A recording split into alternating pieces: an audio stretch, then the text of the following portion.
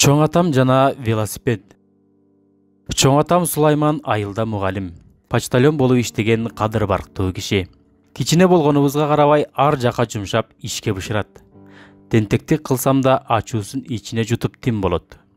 Анан такыр эсимден кетпей калганы, кучактап алып бышактап ыйлаганы. Белимди абдан кысып, өзүнө тартып өксүп алчу.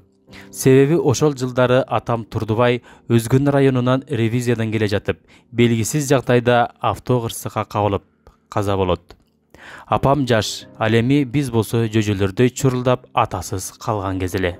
Эми ойлосом ошондо чоң атам белди бекем бууп, бизди тарбиялоо милдетин алган экен. Ал кишиге байланышкан бир окуя такыр эсимден кетпейт жана азыркы балдарга тарбия болсун деп ошол окуяны кыскача баяндап берейин деп чечтим.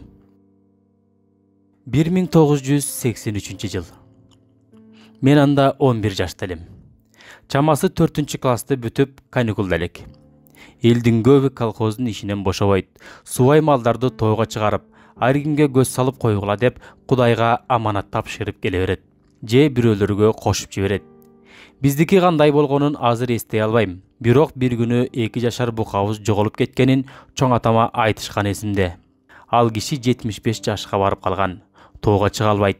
Ар кимге карай келгиле дегенден майнап чыкпайт. Бири тааныбайт, бирөө көргөндөй болдум дейт. Анан калса бул жашта эркек мал 2 айда жайлоодо кыйла өзгөрүп кетет эмеспи? Айтор ылажы жок. Ичинен 1000 толгонсо керек.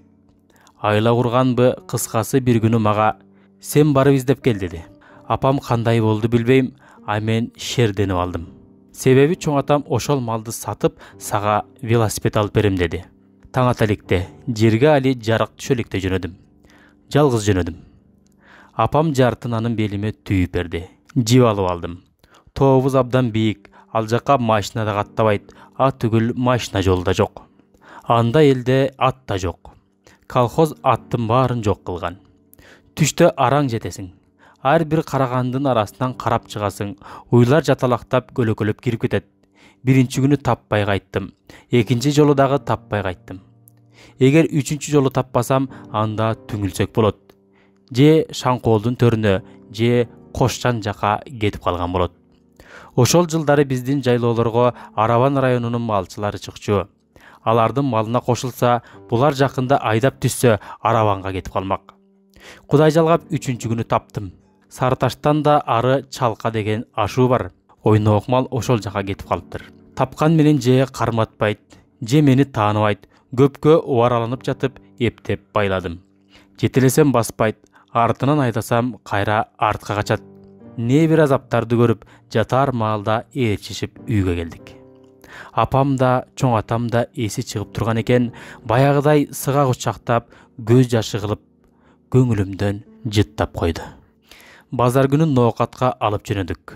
Мал базарда чоң атам өзү соодалашты. Эттин жайын жакшы билген киши эле. Кардар менен келишти окшойт. Далдалчынын бар берекесинен соң пулду алып, курсактык кампайттыкта велосипед саткан дүкөнгө келдик. Жайнаган велосипедтер.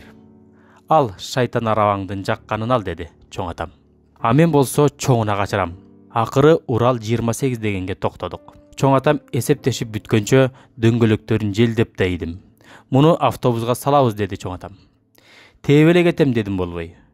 Менин көктүгүм чоң атама жактыбы, жакпадыбы, айтор экөөбүз 2 жака бөлүндүк.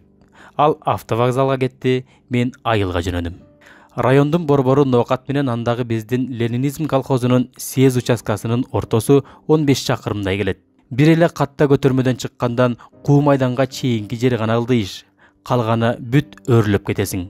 Кечке калбай, кубанычым койнума батпай, шыңгырактарын улам шыңгыратып, айылга жетип келдим. Ушул окуядан улам айтайын дегеним. Чоң атам мага велосипедти ансыз деле алып бермек. Согуштун катышуучусу катары пенсия алат эле. Бирок мага чоң тарбия бериптир. Өз күчү, маңдай тер менен акча тапсын, акча кайдан келерин түшүнсүн дептир. Мени жатып албай, кыймылда болуп эмгектенүүгө үйрөтүптүр. Азыр эми балалыктагы ошол окуяны эстеп, чоң атама ыраазы болуп калам.